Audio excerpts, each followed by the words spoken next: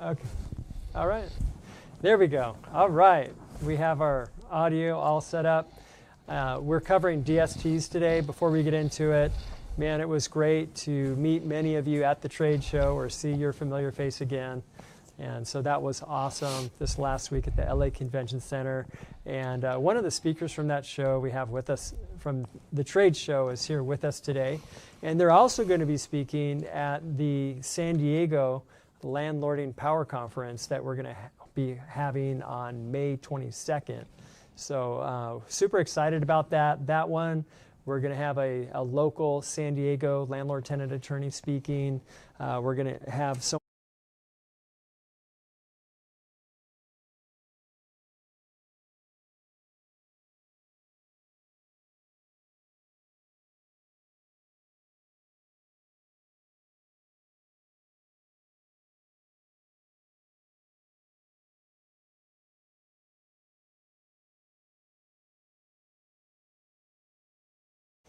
see a picture of it if you go to aoausa.com. There's a picture of that area there, and this is the second time we've held one of those at the marina, so we want to welcome you to go to that. It's free, parking is free, and that's in May. That's May 22nd. May 22nd. May 28th, we're going to be in Pasadena, and we will validate parking for that one, and it is a doubleheader, and Michael Brennan, landlord-tenant attorney, will be speaking, and it's specifically for the Pasadena residential property owners there. So Measure H, he's going to be covering that, and so if you're local to that area, then that's going to be a really good one for you. And if you're not under Measure H, not in Pasadena, then half of what he shares will not apply, but always good to hear the other half of what he had to say. We were in Orange County in Buena Park yesterday, and he shared a lot of the new laws that are coming up. Many of you received the email that we sent out about AB 1157. That's the new proposed bill that's going through the Housing Committee right now. And two things, basically. One, it would lower the maximum allowable rent increase to just 5%. It's CPI plus 2%, so it actually could be much lower than that if there's no inflation. And also, illegally, it would remove the what do you call it? Where for single-family homes, condos, where they're the exemption. That's the word I'm looking for. It would remove the exemption. That's illegal. I don't think that would make it, but it could make it through the House with that additional stifling of the rent increase. Really disastrous for renters as well as owners, because we know that those kinds of restrictions are just a grenade into the housing, the whole housing industry. So what we need you to do is, and really what the people in the committee need, is they need to get feedback from you as owners. So I want to encourage you to find that email, send an email out to them. We had a little sample letter that we put in there, and I did get a lot of response saying, hey, can you make this easier? And yes, we will make it easier, where it's a few clicks. But that software, we're working the kinks out and getting that so that you can do that. So that's a lot of announcements before we get into this thing.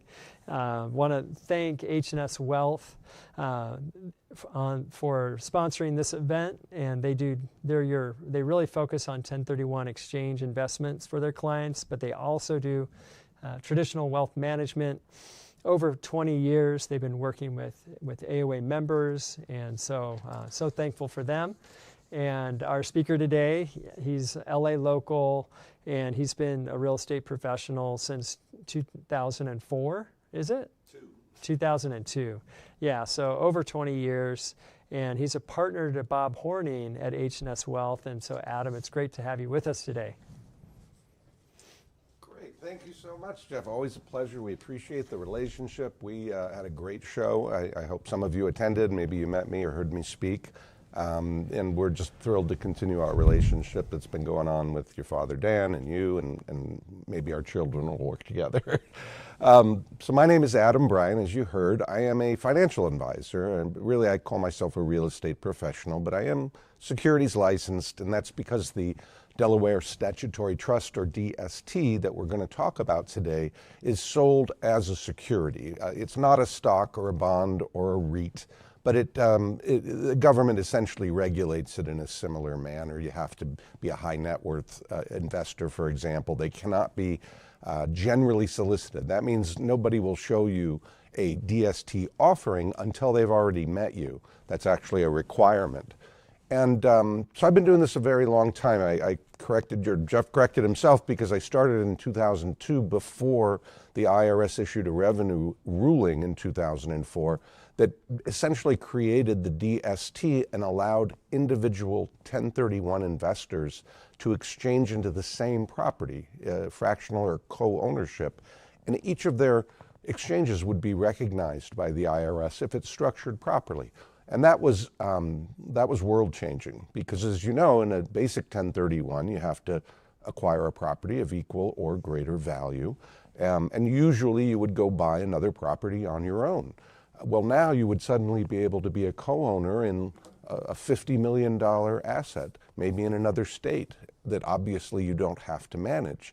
And for a lot of particularly older investors, not always, but generally, people who have owned real estate that's highly appreciative, that have a tremendous capital gain tax were they to sell, want to exchange and defer the tax, leave it in their estate so that eventually the kids receive a step up in basis, meaning the tax they would otherwise owe passes away with them when they pass.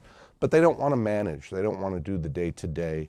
They don't want to get another call from a tenant or the sheriff to schedule the eviction, or all the headaches that you hear about that the AOA is such a great advocate for you to avoid regulatory issues. You get tired of it, especially in California.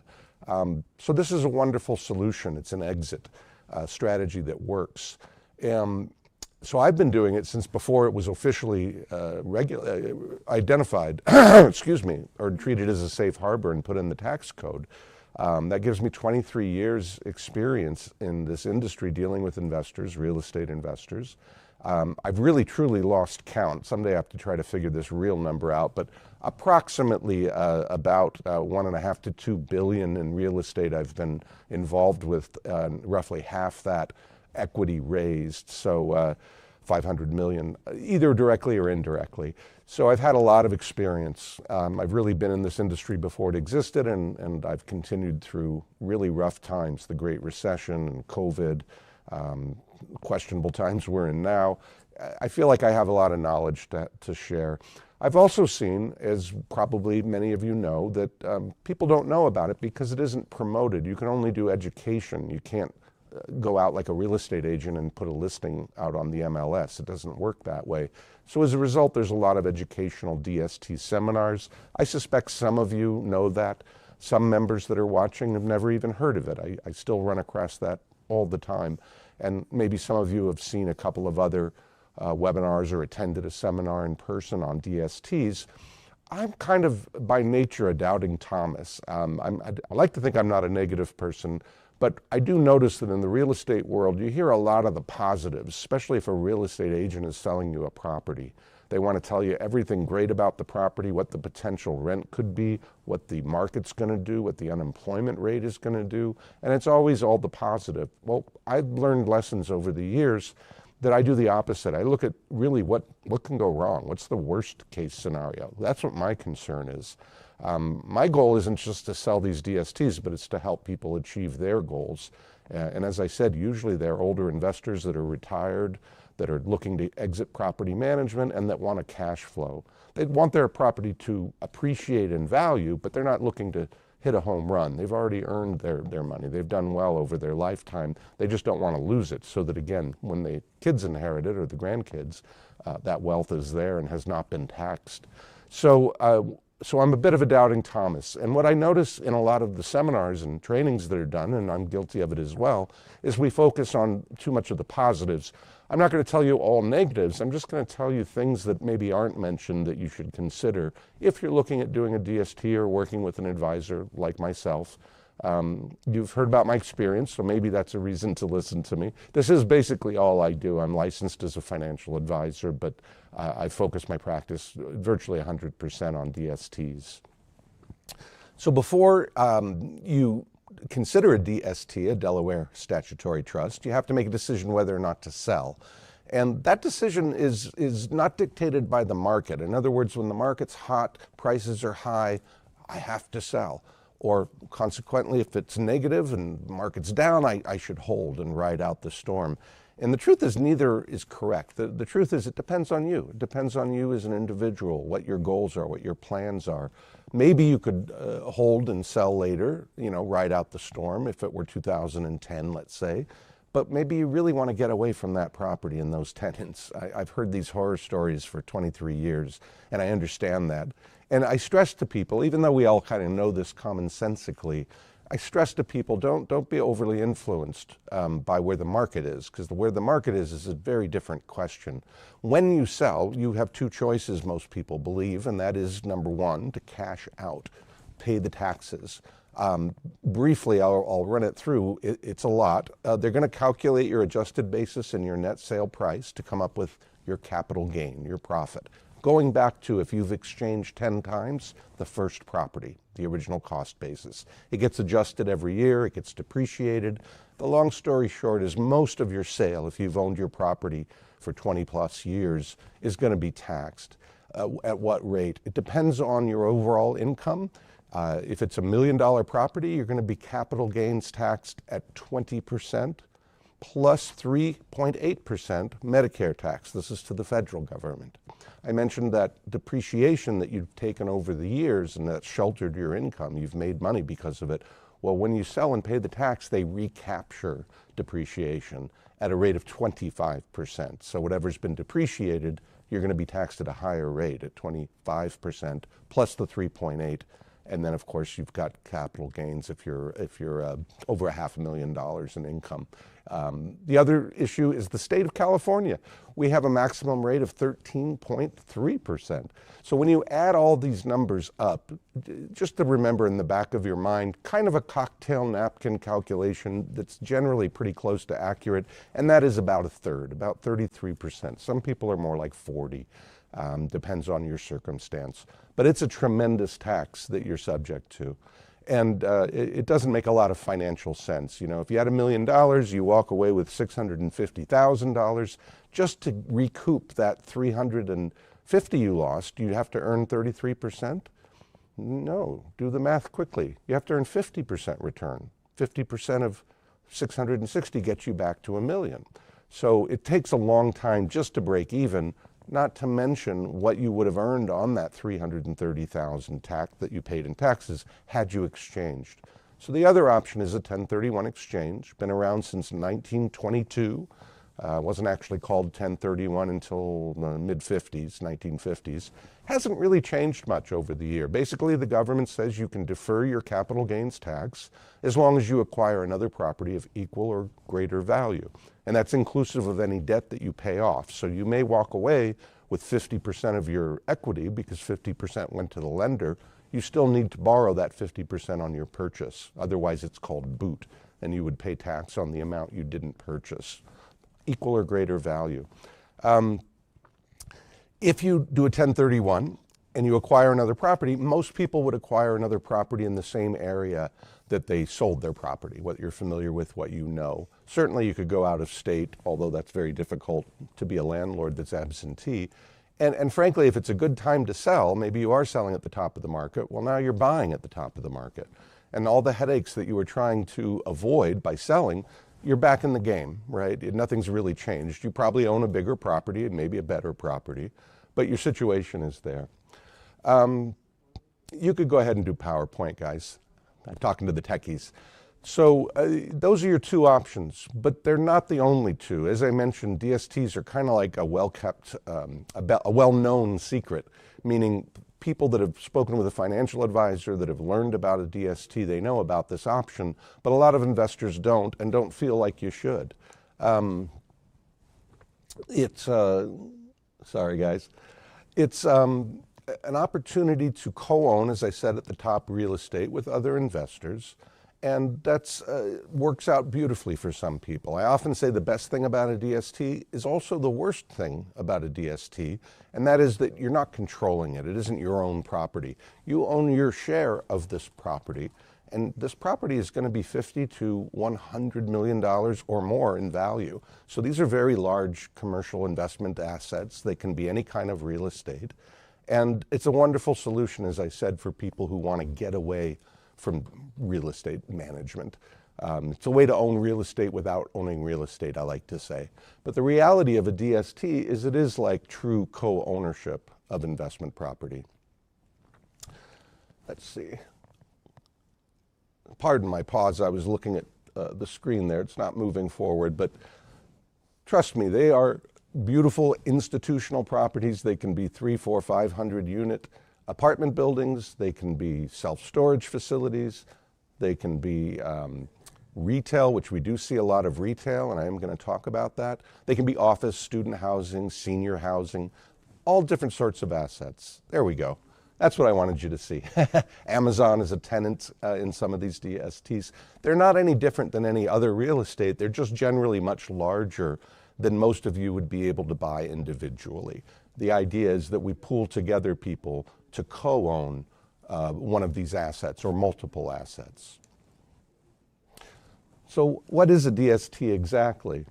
We'll go to the next slide. It's simply like an LLC, like an LLP. It's similar, like a trust. It is a trust, but it's unique to this product, to this investment. There is really nothing else exactly like it. So you're not in partnership with other people. 100% of your share of the DST flows through to you. And by that I mean, if you own 1%, let's use simple math, you own 1% of that DST only owns the building or buildings that it's comprised of. When the company, which is known as the sponsor, goes out and acquires a property, they create a new DST every time. So they're all separate, and that's important because you're not cross-collateralized, you're not mixed into a fund, you're not in a REIT. Again, it's something very unique. They acquire the property with their own capital. They are the trustee of a newly created trust in the state of Delaware. What a shock. Could be anywhere in the country, could be any type of investment property. If there's a loan, they sign as the guarantor, the trustee of the trust. And let's say they put out $50 million down of their own capital, and they arrange for financing of $50 million. Well, now they own this real estate. They own this DST, which only owns the real estate, and they manage it. And their goal is to pull their capital out, to bring in generally 1031 investors to replace that $50 million so that they can go on and operate that property and then do their next offering. That's the way it's structured. The companies that do that are called sponsors. And the sponsor company is a real estate management company or an asset management company. We'll talk a little bit more about who these sponsors are. But be aware that there's someone who's got hopefully some deep track record and experience taking care of your real estate. There we go. The DST is technically a single borrower.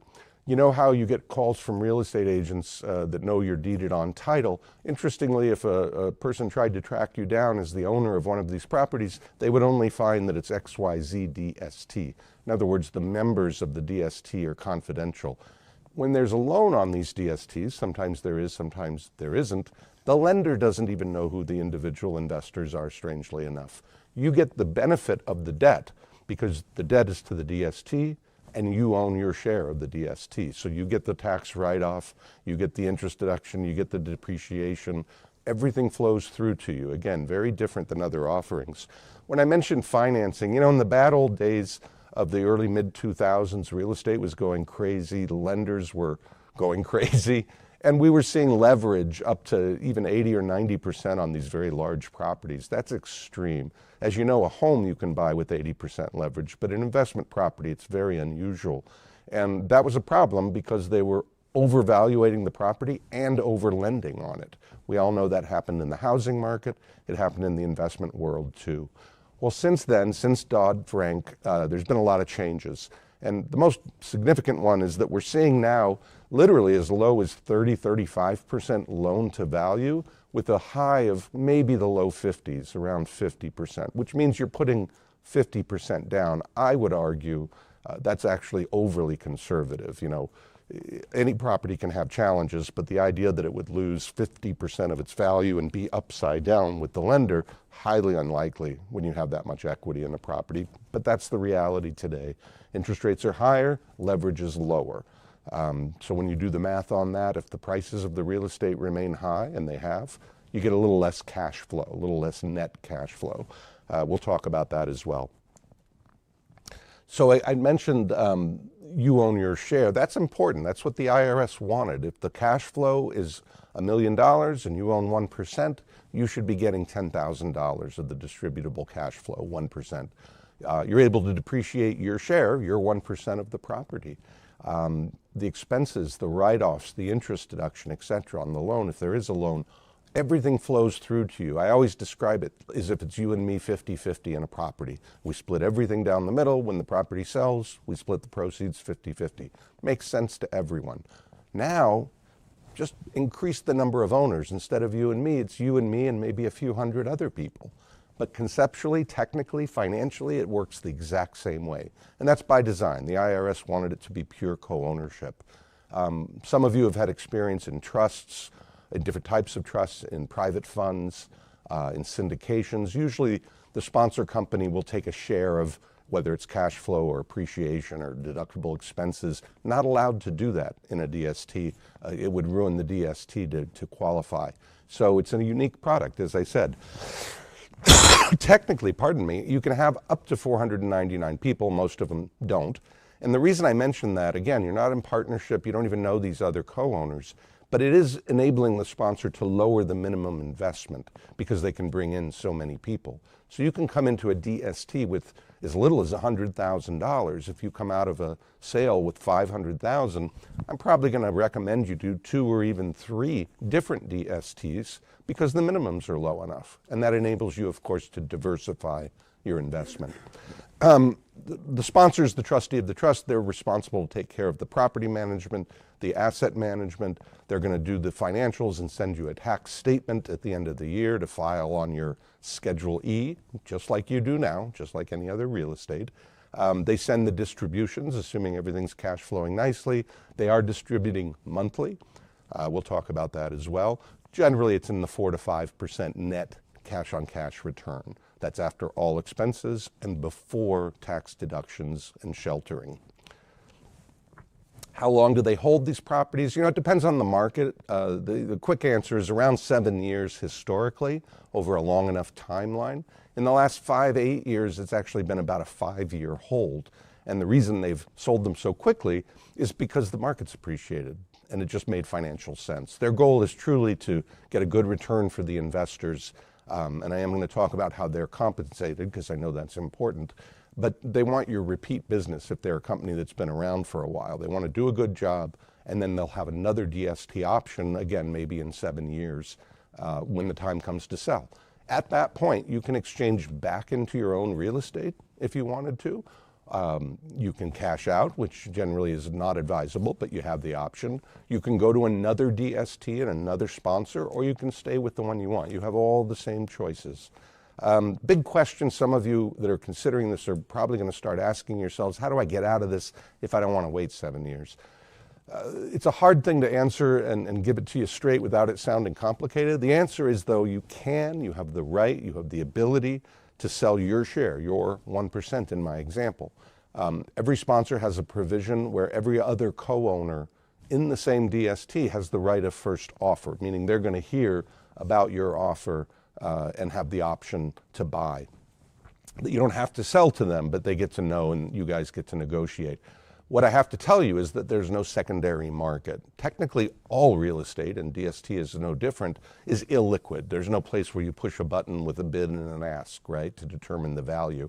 What I can tell you is if you find a buyer, maybe a co-owner in the same property that wants to increase their ownership, or an outside buyer, it's actually a really simple transaction, but I don't want to confuse that to tell you it's easy to do. It may be very difficult to find a buyer. It certainly was in 2009 and 10 when the market crashed. We've seen people get out subsequently, especially as the properties have appreciated and cash flow has been strong. But you have all the options. It's just that you can't rely on somebody being there. They may not be able to. But if they are, there's no loan assumption, there's no commission, there's no cost, title, escrow. It's actually a very simple transaction, but not simple to find the buyer. No guarantee of a secondary market. Okay, so the heart of what I wanted to talk about today at most are what's the catch, all right? I've told you a lot about this, and it probably sounds pretty good to many of you, and it is. It truly is. I've known many happy investors who've been in these things, sometimes many times over. But I do notice that we don't always talk about things that maybe we should, that I think you should be aware of when you see these training seminars. Let's talk about the sponsor. You're not investing in this sponsor company, but they're an important player in this whole process. Back in the early mid-2000s, before the crash of 2008, there were about 72 sponsors that were doing offerings of these co-owned 1031s. I know that because we have a trade association that I was a very active member of.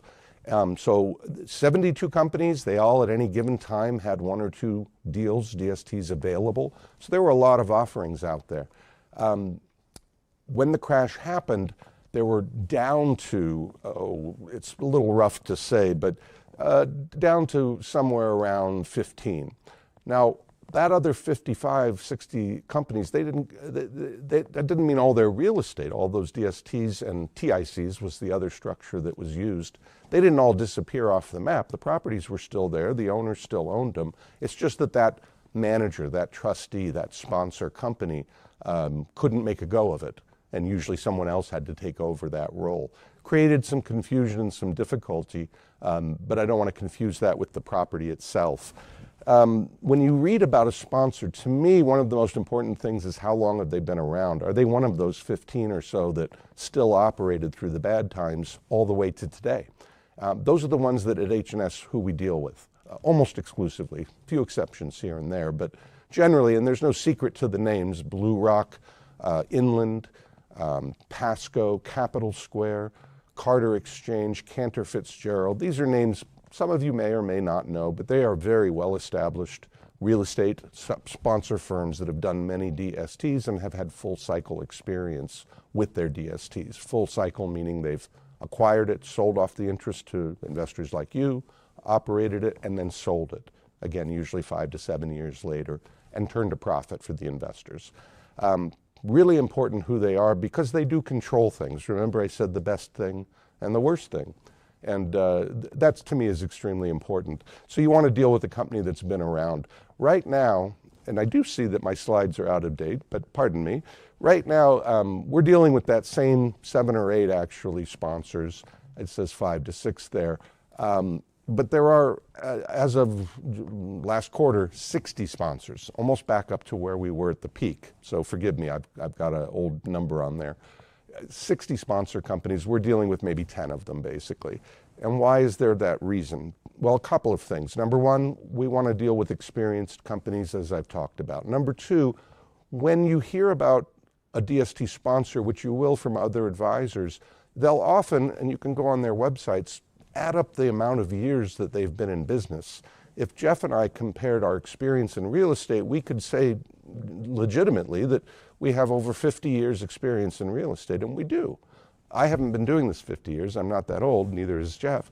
The point is that they will add the experience of the principals, of the senior people in the company, and sort of try to portray that, this company's got 200 years of experience. They're not wrong. It's not untrue. But it's not the same as have you been doing DST offerings for how long and have you gone full cycle? It's a very different question. And that's what I want to stress. Find out from the sponsor or your advisor how long they've been doing this and do they have a full cycle track record and what is that track record? That's important. Some sponsor companies have advisors who sell their investments and some advisors like me have sponsor companies. Now, there's nothing illegal as long as this is disclosed. But it's very important to me that you understand, if you're working with me, we're working with the sponsors that are out there. We pick and choose the best ones. We do not put out offerings. We don't have a DST to sell you other than other companies. There's no conflict there. It would be as if I were your realtor trying to find you a home and I sell you my home. Nothing wrong with it technically, but I do believe it creates a conflict even when it's disclosed.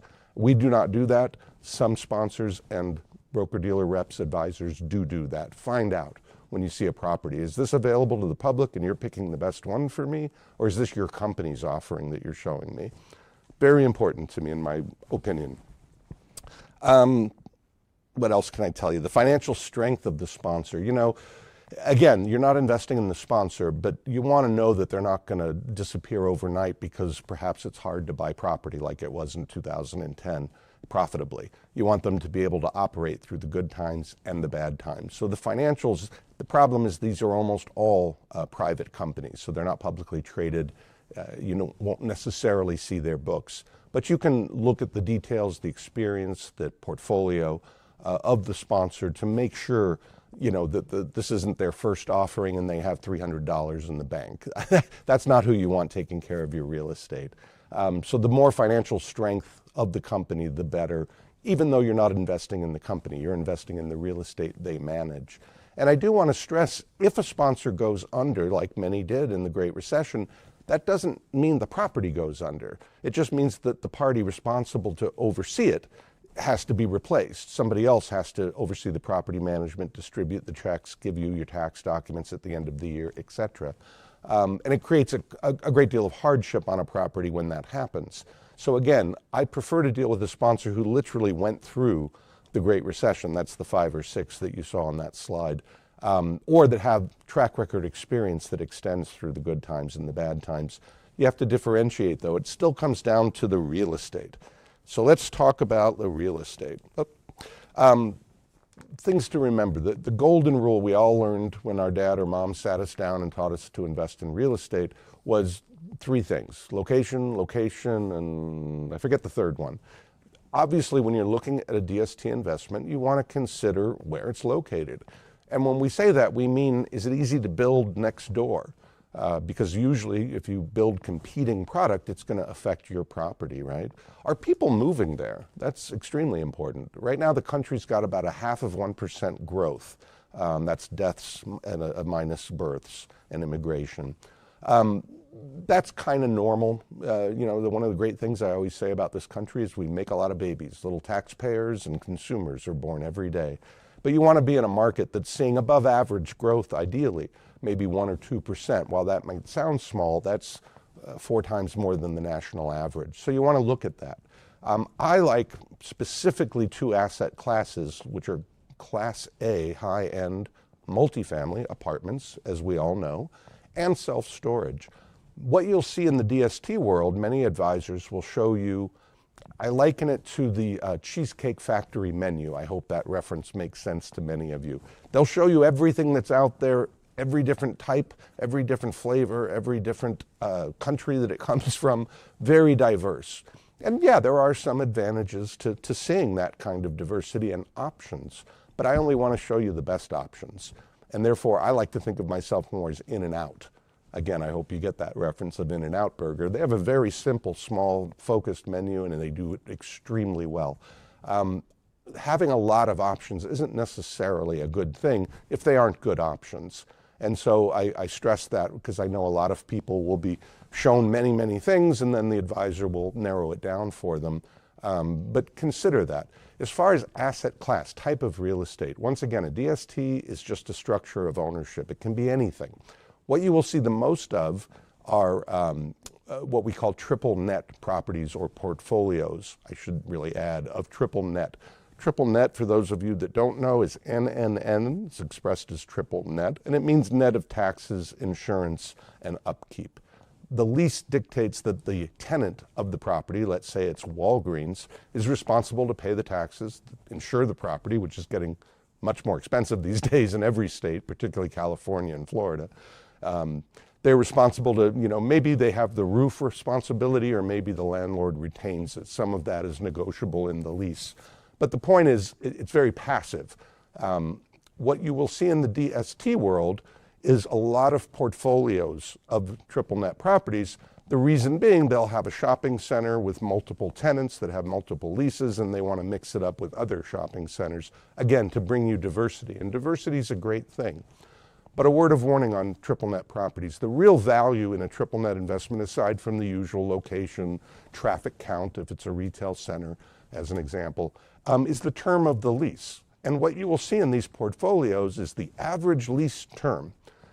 In my opinion, the lease term for every tenant, if you're investing in one of these types of assets, should be at least 15 years. And I say that because you're going to sell the property, again, probably within 7, so you'll at least have 7 years remaining on the lease. What I see in the market, what you'll see, oftentimes is the average lease term 13 years, 12 years. I've even seen less than 10 years. If you own the property and 5, 6, 7 years goes by, again, that might be the right time to sell, but inherently your leases are going to have 3, 4, 5 years remaining. Who is going to pay you more than you paid when there was twice as much term on that lease? The other thing is average lease term. They're literally taking the average. Some of those leases may expire in 2 or 3 years. And if even one tenant decides not to renew the lease or extend it, because it's their option, not ours, that can affect the whole property. That may be your cash flow vehicle, that one tenant that didn't renew. My other concern, and what most people think about with triple net properties, is, there's some great companies out there that we all would want to invest in, right? Like Circuit City, or Payless Shoes, or JCPenney, or Neiman Marcus, or Guitar Center, or Soup Plantation, and the list goes on. Certainly a company can go out of business. Even companies that are in business, like Family Dollar and Dollar Tree, close locations. So there's always tenant default risk, that you lose the tenant. And sometimes it's a tenant you never thought you would lose, like the federal government, which we're seeing today. Many leases have been canceled. Well, that means you've lost a tenant in your building, but because it's a triple net lease, now you own an empty building. And you have to re-tenant that building, and what are called tenant improvements, which is essentially reconfiguring the building for this new tenant, can be millions of dollars, depending on the size of it, of course. A lot of risk involved with triple net leases. You've got a depreciating asset as the lease ages. You've got the concern about the tenant simply going under, and it's just a reason to avoid them. There's also other asset classes you'll see. Student housing. A lot of people like student housing. You've got a good college, maybe with a good football team that people are attending. Well, I have news for you. If you're not very close to campus in student housing, literally walking distance, it could be a real challenge keeping it leased. And remember, most schools have the first or maybe first and second year requiring that they live on student housing campus, but after that they can move out. Of course, you're dealing with young people. Maybe there's parental guarantees on the lease, but there's just a churn of people. And what we've seen is that attendance has dropped in person in colleges. Even if it's rising, many of it is virtual or remote, as we all remember from COVID, which went through over a year of remote learning. Guess what happened to those student housing properties? Did all those students stay there? No, many of them went home. Why wouldn't they? I can't guarantee there won't be another pandemic. In fact, I worry about it every day. It's a reason to avoid student housing. Senior housing, everybody knows we're all getting older. But you forget that Medicare doesn't pay for most of these private care facilities or assisted living facilities. How do these people pay for the very exorbitant rents, $5,000 to $10,000 a month?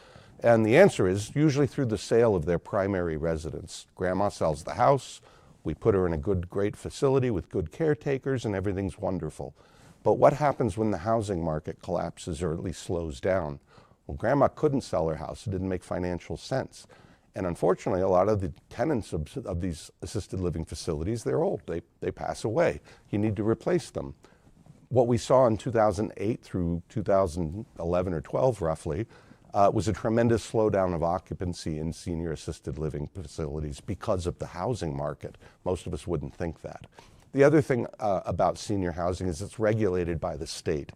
Some states have, for example, required the operator of the facility to have one nurse for every 4 people versus every 3 people or 5 people or whatever, meaning you have to add more staff. Well, that's going to be tremendous cost increase based on regulation that none of us have any control over. All of these are factors that, to me, aren't even really real estate factors. So you want to look out for that. Generally, I'd say you want to avoid it. It just isn't worth the risk. By the way, I forgot to mention, we do have, I think via Facebook and on the AOA website and however else you're watching, YouTube, you can ask questions. So I'd love to get some specific questions from you. I see a couple have started, but we will have time at the end for questions, which we're coming up on now. Last thoughts. Office. Well, I think we all know office has lost popularity, except for like major markets like Manhattan or downtown Los Angeles, which even there, they're suffering. You can do so much remotely nowadays. You don't need to have an office full of people. I know there's a lot of back and forth about companies requiring the return. I always remind people that my record collection, I had thousands of cassettes and albums when I was a kid. It's in my pocket right now. You can store. A lot of office is about file storage and management. Well, that digital world, we don't need that. So what does that leave? Multifamily, but not B and C class or lower income, lower rent properties, high-end rent, and self-storage. Those are the two that at H&S we focus on. In my experience and what I've seen nationwide is that they simply hold up the best in the difficult times, particularly on the Class A. When there is a recession, when things are rough, yes, apartments get impacted, and everybody does. But generally, the people at the lower end, unfortunately, of the income scale get hit first and worst. And then it sort of trickles up, kind of a reverse of Mr. Reagan, right? When you're on the higher end of the income scale, again, if there's a recession, you may feel it, but it's not going to be as bad. What I didn't know in 2020, March of 2020 specifically, is that we would have a worldwide pandemic and that everybody would have to stay home and couldn't do their jobs, and the federal government would not let you evict a tenant for non-payment. Well, an interesting thing happened. Because I have focused my practice so much on that high-end luxury, newer buildings, they did very well through the COVID, through the pandemic. Why? Because most of those folks, they're not hair cutters and bartenders and waiters and waitresses or factory workers. Nothing wrong with those folks, but they can't do their jobs remotely. Whereas most of the people in these luxury apartments are young professionals, marketing people, e-commerce, all of these other areas where they were able to do their jobs remotely and pay their rent. So they held up extremely well. Lastly is self-storage. Very easy to manage, as you can imagine. A lot of it is automated nowadays. You'd be amazed. It's like apartments in the sense that you have a 12-month lease or a 6-month lease that goes month to month. And that's important because unlike a triple net, you do want to see some turnover. You do want to see a new person come in and the old person move out. Why? So you can increase their rent to market rates. Very much the same with apartments. Unlike apartments, if a tenant doesn't pay their storage facility rent, generally for 2 months, you put a padlock on, it ends up on a TV show, and they're out of there. You don't have the same kind of problems with eviction and collection as you do in other types of real estate.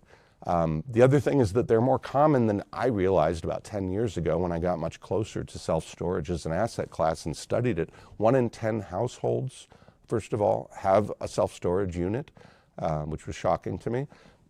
15% of self-storage units are occupied not by individuals with their stuff, but by small businesses. They use it for warehousing. That's a very common factor.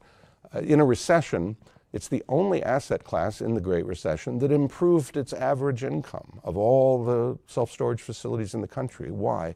Well, because so many people had to team up, get a roommate. That meant you had 2 couches, or maybe you moved back in with mom. Well, if you have 2 couches, you only need 1. What do you do with the 1? You put it in storage. So as a result, it did really well. And I have stuck with it. It's continued to perform well. So I would love to take some questions. I'm available for consultation one-on-one. You've got my name and my contact number there. I think you do. There you go. Email, phone number. So you can give me a call after. I can share with you some DSTs specifically. I can talk to you about your situation. I didn't mention lastly that I probably at that point can show you some offerings. Most likely they will be in the southeast of the United States. They will not be in California. generally not in Manhattan or downtown Chicago or San Francisco. They're in secondary markets, strong markets, but not primary where it's so expensive that you don't see cash flow. But you will see Orlando and Chapel Hill and Raleigh, North Durham and Austin, Texas. You know, there are good, strong, growing markets. That's where the growth of the country is job-wise and population-wise. And with that, I think I'll hand it back to you. We got a few minutes for questions. All right. Thank you, Adam. Thank you so much. Yeah, so we'll take some questions here. And if you're watching on AOAUSA.com, there is that little blue help button at the bottom right side of your screen, and you can type your question in there, and Maria will get that over to us, and we can read it. And if you watch from there, like if you may think that this is only available live, we have a YouTube channel, AOA USA. If you search that, our channel will come up, and we have a lot of content there. And anyway, we'll go ahead and jump into the questions here. And you know, I did fail to mention that we have two prominent attorneys that are going to be speaking at 12 o'clock today. And they are working on a class action lawsuit for the Eaton fire. And so that, if that relates to you, or if you're interested in that, love to have you on at 12 for that one. But here we have Bob with a question from YouTube. When a DST ends and the money is returned to the investors, can you do another 1031 exchange with the proceeds, or do you have to take a capital gain? And then we'll do a follow-up too, I see there. Great question, Bob. First of all, everything you know about real estate, just about all of it applies to a DST. I often tell audiences, you already know the answers to your questions, you just don't know that you know them. So valid question, certainly understandable. Can you exchange out of a DST? 100% yes, just like any other real estate. Remember, the IRS wanted it to mirror real estate. So therefore, when the property does sell, the sponsor will give you ample notice. You won't be voting, you won't have a say, generally speaking. The sponsor is going to make the right call financially. And they make that call because, again, they want to keep your business on the next offering. At least the more experienced sponsors I deal with do. Yes, they get a fee, they get paid. I know a lot of people will think, aha, you're selling to get your commission. They've locked in the listing commission back when you invested in the DST. They essentially get a commission on the front end, about 1 to 3%, which may sound low, but keep in mind these are $50 to $200 million assets, so the percentages are smaller. And same thing on the back end. They call it a disposition fee. I would just think of it as a listing commission. My point is they'll get paid either way, and quite frankly, the higher the property sells, the more money they're going to make. But they're not focused on that. They're really focused on getting you a good, strong return and then having you come back and do your next exchange with them. But you're not obligated to. You have all the options in the world. Cash out, buy your own real estate, buy another sponsor's DST, or buy the same sponsor's DST. And you can even take part of them. Thank you. Take part of it, right? Thank you, Jeff. Very good point. Yeah, a DST or 1031 exchange, for that matter, any type of exchange, you're not required to do all or nothing. If you want to defer 100% of those taxes I enumerated earlier, then you have to acquire equal or greater value. Sometimes, and I've run across this many times, investors may need or want cash for a college tuition for your kids or grandkids. You certainly can pull out. Let's say you have $1 million gain, you want to take $100,000 out to help with college for a couple of years. You would pay tax on that 20% of your gain, roughly 20%. You wouldn't pay the whole tax, just on that portion. And the term of art that they use is boot. That's when you hear it could be cash boot or mortgage boot. It's the portion that you're not acquiring. But yes, partial exchanges are totally acceptable. You're just triggering a little bit of tax, and then the rest of the money, in my example, $800,000, can be reinvested and all the taxes deferred. The other part of the question he had there was, what about medical, what about dental properties? Great question, and yes, I don't want to sound too much like a know-it-all, but I do have some very specific experience with those asset classes. So everything I'm talking about today in all real estate, there's no absolutes, right? There's a great triple net deal out there somewhere. There is a troubled single tenant property, there's a multifamily property, et cetera. Always there are exceptions, of course, but particularly with medical and dental, they are a very favored asset class for a lot of investors. And the reason is, think about your dentist. How often have they moved offices? Or your doctor, assuming you're not with Kaiser. Or for that matter, how often has Kaiser moved offices? They don't. They tend to have their market area and their patients, and they stay put. And even when they sell their practice or the son takes over, they keep the same patients. So on the one hand, I would argue they're very sticky. That is another fancy term we use in real estate. And that's a positive. On the negative side, these are offices. If it's medical, it could be reliant on, as I mentioned earlier, wealthier clientele, unless you're in a B-class building, which would probably be Medicaid and Medicare type patients. Same thing with dental, but that's always private insurance. And they're triple net leases. They're office leases, essentially. And so when and if you have to replace that tenant, you really want to replace them with another doctor or dentist. Why? Because it can be extremely expensive to reconfigure it for an insurance company or what have you. The lease terms, again, are triple net, so they may be aging, and it is possible that that doctor will sell his practice or just close it down and not renew the lease. And again, you're stuck holding the bag, just like when that Jack in the Box franchisee went under. So there are risks to it, but they are good quality, and needless to say, you want to be in a good location. Ideally, you want a new building, although you may be dealing with older ones. So it's kind of hard for me to say yes or no. What I can tell you is I have seen some medical office facilities that were structured as DSTs. I still prefer the Class A multifamily for the reasons I've talked about, but they're worthy of consideration. Interestingly, I have not run across a lot of dental practices, I think because they're generally pretty small. So there you go. That, Bob, is a great question.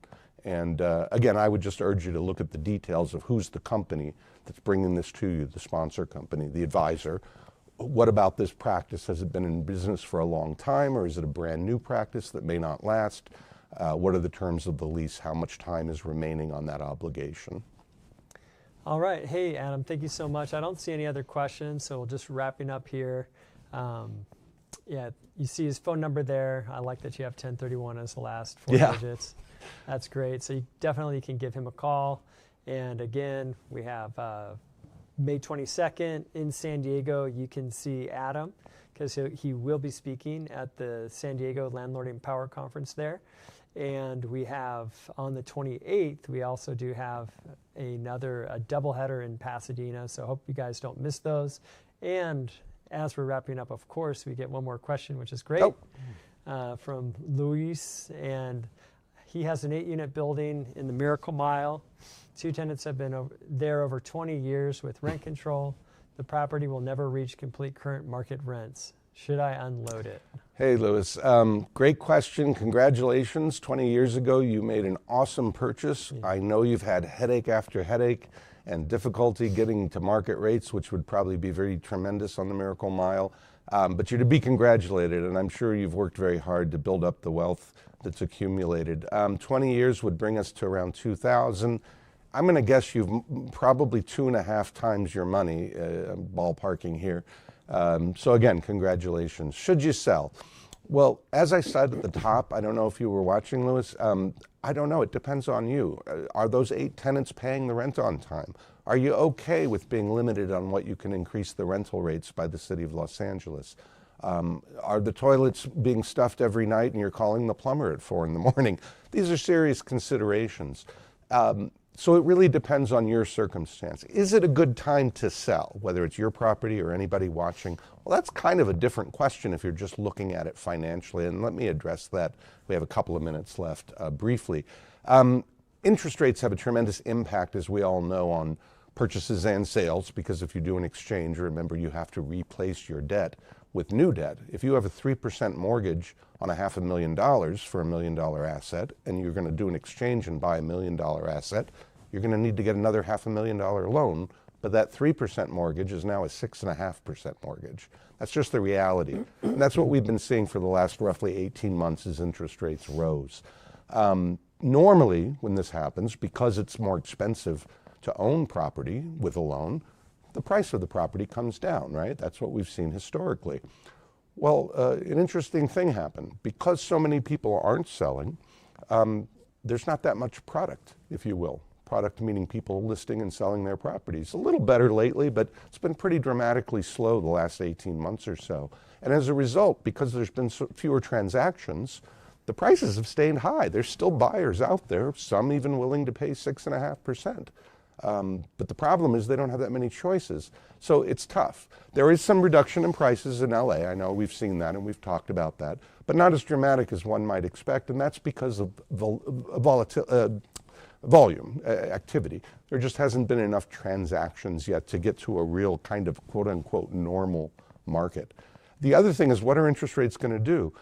Just briefly, I've done some research on this. We all hear about Chairman Powell and the Fed overnight rate. That is not what people pay for a mortgage, but it tends to guide what the mortgages will be, what the banks will charge. They also rely very heavily on the 10-year Treasury note. And you can usually add a couple of points to the 10-year Treasury note, and that's roughly what a 30-year mortgage will be. Shorthand, but that generally works out to be true. Right now, we have about 4.5%, I think, on the overnight rate. Again, 6%, 6.5%, even 7% on mortgages. That might seem high, especially to a lot of people that are used to a 3 or 4% mortgage. But an interesting thing, when you look at the numbers over the years, and I did do some research going back to the 1970s, you know what the highest overnight rate was that dictated the mortgage? It was 20%. 20%. And that was in 1980, if you're wondering. The lowest it's ever been was 0 to 0.25%. That's the way they express it. And that was in 2009 with the Great Recession and 2020 with COVID. What was it on average? What's a normal overnight rate? Well, a normal overnight rate happens to be about 5.4%. Guess what? Right about where we are now, 5.25 to 5.5. So what I'm saying is that interest rates are really kind of average and typical now, even though a lot of people don't feel that they are, but they will eventually. And I say that because even though we've heard in the media that some people want the Fed to lower rates, inflation dictates we don't want to lower rates, otherwise we have a big problem. My point is that Chairman Powell, has said probably, we don't know, there'll be 1 or 2 more rate decreases over the remaining months of the year, which would just get us down to, relatively the same rates. So my theory is, number 1, prices are high. Number 2, interest rates are not coming down dramatically very quickly. I think that'll prove out to be true with what's going on with inflation and the tariffs and everything. But bottom line, probably now is a good time to sell, in the sense that I think you'll get a good price. There are buyers out there, either all cash or willing to pay 6.5% mortgages. The question will become, what do you do with your exchange? Are you back into the buying your own local property? Obviously, I have to say, a DST could be a solution that gets you out of the state. You don't qualify for a loan. You don't have to worry about that. It's built into the offering. So arguably now might be a good time to sell. But Lewis, again, I don't know you and your circumstances. You know better than anyone. And that's what I'd say, is look at what makes sense for you. And then where's the market going to go? Nobody knows, but I don't think rates are going to change much. And until we have more product out there, we're not going to see real dramatic price drops. Long answer. Yeah, and AOA does have a brokerage. If you Yes. want them to do a free property valuation for you, just call in and we'll get somebody out there to look at that for you. Absolutely. And last question here that we can take. We are are you completely out of time, or do you have a second? I've got time for you. So I got to run here pretty quick. Okay. So have you seen any DSTs that have been held for longer than typical 7 years? So talk about the loan and legally how long they can. Gotcha. Yeah. So typical is 7. Most recently, it's been about 5 years. Can it go longer? Yes. Most of the loans for this type of investment property are not 30-year mortgages. If they have a loan, they're 10-year. That's a pretty common investment property loan term. There is a strange provision in the IRS guidelines that you can't refinance a DST, which would normally mean, well, we have to sell within 10 years. That has happened. But what would happen if we're in a recession and suddenly we have a problem, we don't want to sell? Well, the answer is there's a provision of what's called a swap and drop that would enable the DST to drop into an LLC, a different legal ownership, get a new loan or extend the loan, And then when the time comes to sell, they will go back up to a DST structure. And none of this has tax implications. It hasn't actually happened, but everybody has that structure built in. It's just a fail-safe that if you're bumping up against the 10 years and you don't or can't sell, that's a way to resolve the issue. But generally speaking, 7 has been the average over the lifetime of DSTs. In recent years, it's been 5. All right. Hey, everybody. Thank you for being with us. And Adam, thank you for sharing your expertise. You can give him a call. Please do. And you can also review it going to AOA USA on the YouTube channel. You can get that. And hopefully we'll see some of you at 12 o'clock. Take care. Woo. Okay.